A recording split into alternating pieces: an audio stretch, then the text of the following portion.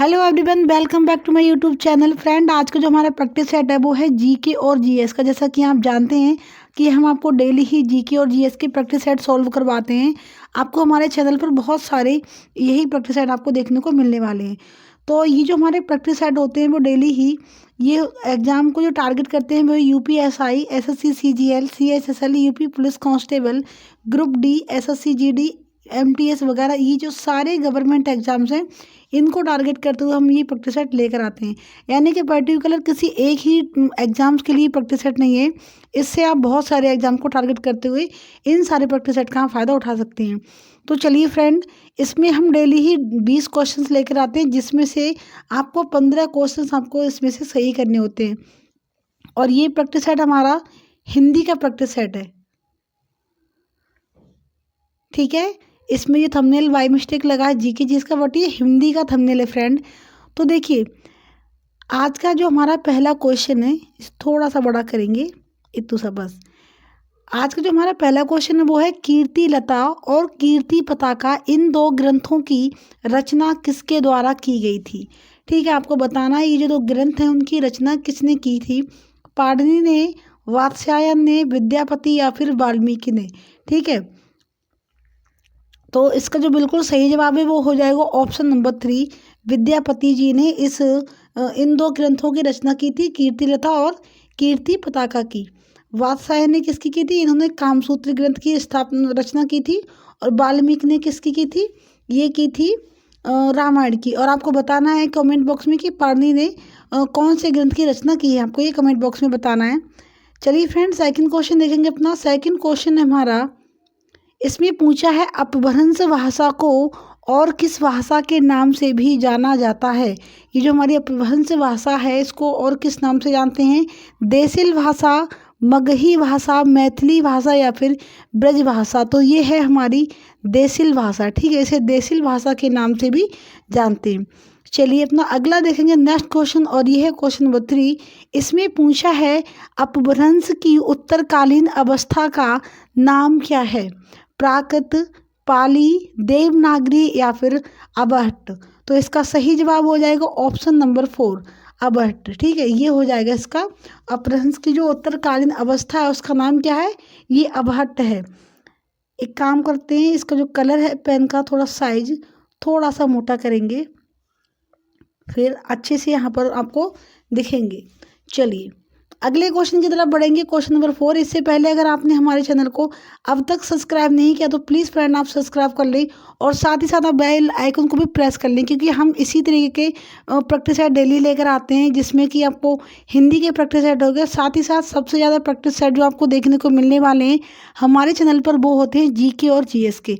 जी हाँ फ्रेंड, हम GK GS के डेली ही प्रैक्टिस सेट हम यहाँ पर लेकर आते हैं। तो आप उन प्रैक्टिस सेट का अगर फ़ायदा उठाना चाहते हैं तो प्लीज़ आप लोग चैनल को सब्सक्राइब कर लीजिए।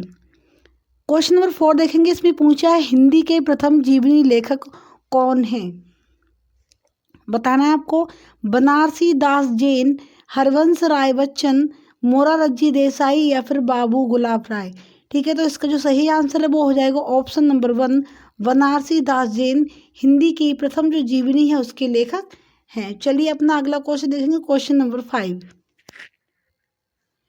इसमें पूछा है, ये जो यहाँ पर स्टार्ट में दिया हुआ ये एक चिन्ह, इस कोष्टक में दिया गया चिन्ह किसका है। ये जो हमने यहाँ पर इस कोष्टक के अंदर एक चिन्ह बनाया हुआ है, ये किसका चिन्ह है आपको बताना है। त्रुटिबोधक चिन्ह है, निर्देशक चिन्ह है, लाघव चिन्ह है या फिर संयोजक चिन्ह है। ठीक है, ये जो इस तरीके से बना है ये तो हो गया कोष्टक, और इसके अंदर जो मैंने ये वाला साइन बनाया हुआ है, ये जो चिन्ह है वो आपको बताना है ये किसका चिन्ह है। तो ये हो जाएगा त्रुटिबोधक चिन्ह। ठीक है, यानी गलतियों को बताने के लिए ये चिन्ह का हम यूज करते हैं, जिसे हंस पाद भी हम इसे बोलते हैं। चलिए अगला देखेंगे अपना क्वेश्चन नंबर 6, और इसमें पूछा है लुटेरा शब्द में कौन सा प्रत्यय दिखाई पड़ता है। लुटेरा, ठीक है, लुटे हाथ से लिख रहे हैं इसलिए थोड़ा राइटिंग को आप लोग एडजस्ट कर लेंगे। लुटेरा शब्द में आपको कौन सा प्रत्यय यहाँ पर दिखाई दे रहा है। ठीक है, ईरा, ईरा, एरा या फिर एरा। तो यहाँ पर आपको क्या दिख रहा है, यहाँ पर आपको दिखेगा एरा, ठीक है, एरा। ऑप्शन नंबर 3 लुटेरा, लूट, ठीक है, जो लूट को करता है कौन, लुटेरा। कौन लूटते हैं हमें, लुटेरा, ठीक है। तो लूट में लुटेरा, एरा।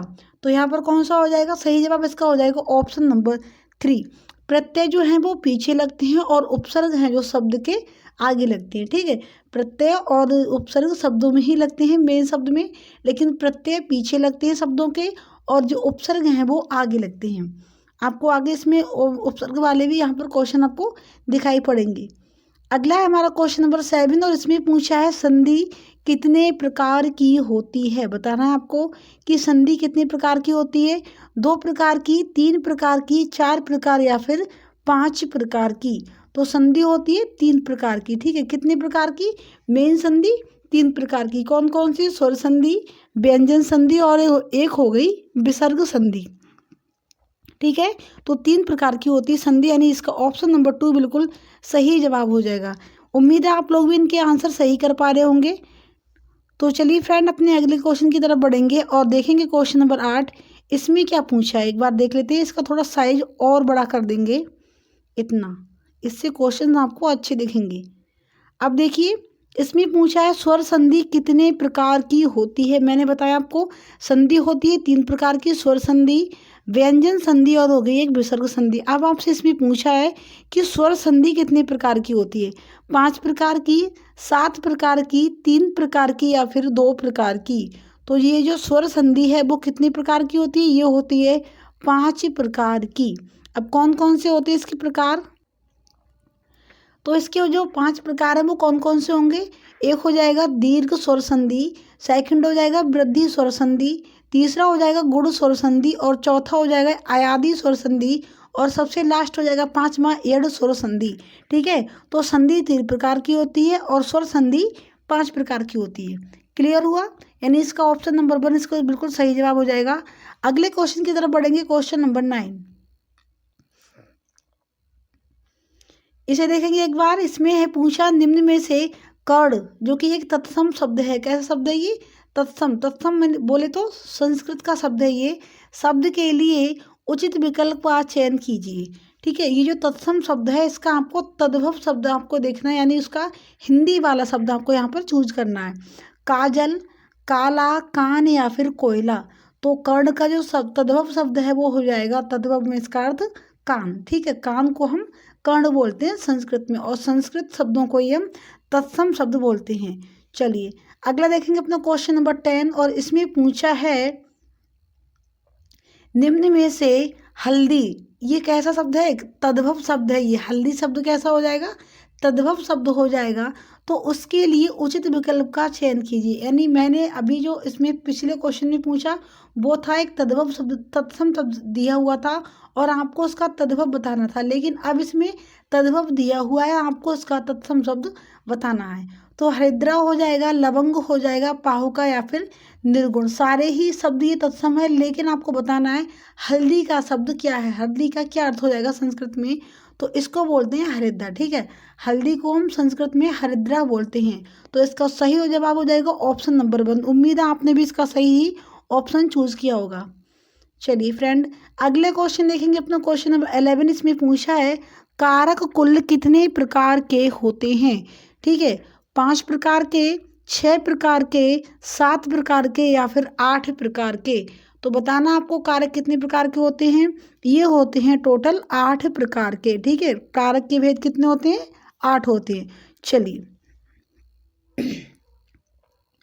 अगला है हमारा क्वेश्चन नंबर 12 और ये पूछ रहा है इसमें कि लड़का पेड़ से गिरा।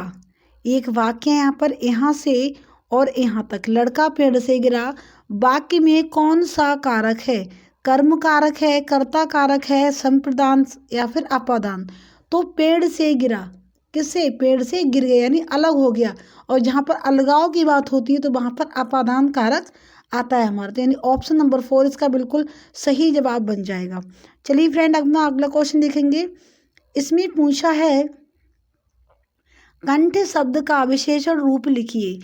कंठ्य, तालव्य, दंत्य या फिर कर्ण। कंठ की विशेषण आपको बताना है, इसका विशेषण क्या बनेगा, कंठ्य बनेगा, तालव्य, दंत या फिर कर्ण। तो ये हो जाएगा ऑप्शन नंबर 1। सभी ने इसका आंसर भी अच्छे से चूज किया होगा, यानी ऑप्शन नंबर 1 इसका बिल्कुल सही जवाब हो जाएगा। बहुत ही शानदार प्रैक्टिस सेट है और हम ऐसे ही प्रैक्टिस सेट डेली सॉल्व करवाते हैं। तो अगर आपने अब तक हमारे चैनल को सब्सक्राइब नहीं किया तो प्लीज़ आप लोग सब्सक्राइब कर लीजिए, क्योंकि ये प्रैक्टिस सेट आपकी तैयारी के लिए बहुत ही ज़्यादा मायने रखती हैं। क्योंकि अगर आप तैयारी कर रहे हैं तो आपको साथ ही साथ प्रैक्टिस सेट की ज़रूरत पड़ती है कि आप देखते रहें कि आप कितना कुछ आप तैयार कर पा रहे हैं खुद को एग्जाम्स के हिसाब से। तो उसके लिए आपके लिए चाहिए होते हैं प्रैक्टिस सेट, और आप उन प्रैक्टिस सेट के लिए हमारे चैनल को सब्सक्राइब कर लीजिए। क्वेश्चन नंबर 14 में पूछा है, हिंदी साहित्य के क्षेत्र में साहित्य अकादमी पुरस्कार सर्वप्रथम किस वर्ष दिया गया था। ठीक है, हिंदी साहित्य के क्षेत्र में ये जो पुरस्कार दिए जाते हैं साहित्य अकादमी, तो उसकी स्थापना किस वर्ष से स्टार्ट हुई थी। 1945 से 1955, 1900, 2005 या फिर 2010। बात करें अगर इसकी स्थापना शुरुआत की तो शुरुआत हुई थी 1954 से। ठीक है, शुरुआत कब हुई, 1954 से इन पुरस्कार की शुरुआत हुई थी। और जो सबसे पहले दिया गया था प्रथम बार, तो ये दिए गए थे 1955 से, यानी इसका जो आंसर है वो क्या बनेगा, ऑप्शन नंबर 2 1955। शुरुआत कभी 1954 में और दिए गए 1955 से, तो इसका जो सही जवाब बनेगा वो बनेगा ऑप्शन नंबर 2। चलिए अगला देख लेते हैं अपना क्वेश्चन नंबर 15। इसमें पूछा है, साहित्य अकादमी पुरस्कार के रूप में कितनी धनराशि दी जाती है। 50,000 रुपये, 1 लाख रुपये, 2.5 लाख रुपये या फिर 10 लाख रुपये। तो इसमें मिलते हैं 1 लाख रुपये, यानी ऑप्शन नंबर 2। ठीक है, ये बिल्कुल सही जवाब बनेगा इसमें कि 1 लाख रुपये इस पुरस्कार इसमें पुरस्कार के रूप में दिए जाते हैं साहित्यकार को, जिसको यानी कि जिसको ये पुरस्कार दिया जाता है। अगला है, सर्वप्रथम साहित्य अकादमी पुरस्कार हिंदी श्रेणी में किस भारतीय को दिया गया था। हिंदी श्रेणी में जो हिंदी की रचना थी उसमें जो दिया गया पुरस्कार, तो आपको पूछना है किसके लिए दिया गया। माखनलाल चतुर्वेदी के लिए, श्यामलाल गुप्त के लिए, महादेवी वर्मा या फिर राहुल सांकृत्यायन के लिए। तो ये दिया गया था माखनलाल चतुर्वेदी के लिए। और इनकी किस रचना के लिए दिया गया, ये हम बात करेंगे अपने अगले क्वेश्चन में। तो चलिए फ्रेंड अगला क्वेश्चन देख लेते हैं और जानते हैं कि माखनलाल चतुर्वेदी के लिए इनकी किस रचना के लिए पुरस्कार दिया गया है। तो इसमें पूछा है, सर्वप्रथम हिंदी साहित्य अकादमी पुरस्कार हिंदी श्रेणी की किस रचना के लिए दिया गया। तो ये रचना किसने लिखी थी माखनलाल चतुर्वेदी जी ने। और कौन सी थी, हिम तरंगिणी थी, हिम करीटनी थी, बेणु लो गूंजे धारा या फिर साहित्य देवता। तो सारी ही रचनाएं किसकी हैं, ये सारी ही रचनाएं माखनलाल चतुर्वेदी जी की हैं। लेकिन उनको जिस रचना के लिए पुरस्कार दिया गया वो थी हिम तरंगिणी। ठीक है, यानी ऑप्शन नंबर 1 इसका बिल्कुल सही जवाब हो जाएगा। उम्मीद कर रहा है अब तक के 17 क्वेश्चन में आपने भी इसमें अच्छा खासा स्कोर इसमें पाया होगा। देखिए अपना 18 क्वेश्चन हमारा 18वां। इसमें पूछा है, बदन शब्द के भिन्नार्थक अर्थ वाले विकल्प का चयन कीजिए। ये जो बदन शब्द है इसके भिन्नार्थक, भिन्न यानी अलग अलग अर्थ वाले शब्दों का आपको चयन करना है। इसी शब्द के यहाँ पर दोनों ही अर्थ होंगे, तो बताना आपको कौन सा वाला इसका बिल्कुल ठीक है। चेहरा और शरीर, भीतर और शरीर, विनती और बराबर, चेहरा और भीतर। तो बताना आपको क्या है, इसका सही जवाब है ऑप्शन नंबर 1, वदन यानी चेहरा और बदन यानी शरीर। ठीक है, तो इसका जो पहला वाला जो ऑप्शन है वो बिल्कुल सही जवाब हो जाएगा इसका। चलिए फ्रेंड अपना आज का अगला क्वेश्चन देखेंगे। अगला आता है हमारा 19वां, क्योंकि हमारा जो क्वेश्चन है प्रैक्टिस सेट है वो कितने का होता है, ये होता है 20 क्वेश्चन का। तो चलिए 19वां देख लेते हैं। दिए गए वाक्य में सर्वनाम को पहचानिए। अभी घर में कौन गया है, ये एक वाक्य है कि अभी घर में कौन गया है। इसमें आपको सर्वनाम को पहचानना है। अभी, घर, कौन या फिर गया। तो मैंने बताया सर्वनाम यानी जैसे किसी व्यक्ति को जिसका हमें पता नहीं है वो कौन है, तो उसको कुछ नाम दिया जाता है, कौन, कैसे। जैसे कि शहर हो गया, ठीक है, शहर जैसे संज्ञा होती है तो हम कहते हैं, संज्ञा हम क्या कहते हैं, हम वहाँ जा रहे, हम शहर जा रहे हैं। तो शहर क्या हुआ, एक संज्ञा हुई। अच्छा चलिए इसको छोड़ते हैं, हम सर्वनाम की बात करते हैं पहले। तो देखिए सर्वनाम, अगर किसी का नाम हमें नहीं पता तो हम उसे जिस नाम से बोलते हैं, जैसे कि एक किसी का नाम है राम, अब हमें उसका नाम नहीं पता तो हम पूछेंगे इसका नाम क्या है, तो इसका, ये क्या हो जाएगा, या ये कौन है, वे वहाँ जा रहे हैं, ठीक है। तो ये क्या हो गए, ये हो गए ये वे कौन, तो ये कौन हो गई, ये हो गए हमारे सर्वनाम शब्द। तो इसमें अभी घर कौन गया, तो इसमें क्या हो जाएगा, सर्वनाम क्या हो जाएगा, कौन गया, व्यक्ति की बात की है तो कौन गया, ठीक है। इसे हटाते हैं, फिर से लगाएंगे कौन। चलिए अगला देखेंगे अपना आज का लास्ट क्वेश्चन। इसमें पूछा है क्वेश्चन नंबर 20 की तिराहा शब्द में कौन सा उपसर्ग है। मैंने आपको बताया था कि प्रत्यय जो है वो शब्द के पीछे लगते हैं और उपसर्ग है वो शब्द के आगे लगते हैं। तो आपको बताना है कि तिराहा शब्द में कौन सा उपसर्ग है, राहा, आहा, आहा या फिर ती, ठीक है। तो आगे लगेगा तो क्या हो जाएगा, तिराहा, ती एक उपसर्ग लगा और राहा एक शब्द हो गया, ठीक है। तो तिराहा, ठीक है, ये हो गया हमारा उपसर्ग। मैंने बताया आपको कि उपसर्ग कहाँ लगते हैं, शब्द से पहले, और प्रत्यय लगते हैं शब्द के बाद में। तो फ्रेंड ये था हमारा आज का प्रैक्टिस सेट, जो कि हिंदी का प्रैक्टिस सेट था, और आपने इसमें देखे 20 क्वेश्चन। उम्मीद है आपने भी इसमें अच्छे खासे क्वेश्चंस को आपने सॉल्व किया होगा। अगर आप चाहें तो आप अपने स्कोर हमारे साथ कमेंट बॉक्स में शेयर कर सकते हैं। बाकी आपको कैसी लगी आपको हमारी क्लास, ये भी आप बता सकते हैं कमेंट बॉक्स में। और डेली इसी तरीके की प्रैक्टिस सेट देखने के लिए आप हमारे चैनल को सब्सक्राइब कर लीजिए। ज़्यादातर जो आपको प्रैक्टिस सेट मेरे चैनल पर देखने को मिलने वाले हैं वो जीके और जीएस के ही होते हैं। हिंदी वगैरह तो मैं प्रैक्टिस सेट बहुत ही कम करवाती हूँ, लेकिन जीके और जीएस के प्रैक्टिस सेट बहुत ज़्यादा आपको हमारे चैनल पर देखने को मिलने वाले हैं। ये प्रैक्टिस सेट आपकी तैयारी में बहुत ही ज़्यादा हेल्पफुल साबित होंगे। तो प्लीज़ फ्रेंड आप चैनल को सब्सक्राइब कर लें और अपने फ्रेंड के साथ भी हमारी वीडियो को शेयर करें। जो लोग गवर्नमेंट एग्जाम की तैयारी कर रहे हैं, आपके फ्रेंड हो गए, आपके भाई बहन, आपके कजिन, उनके साथ आप हमारी वीडियो को शेयर कीजिए। और आप लोग ऐसे ही सपोर्ट करते रहिए। मिलते हैं एक अगले प्रैक्टिस सेट के साथ, तब तक के लिए जय हिंद, जय भारत।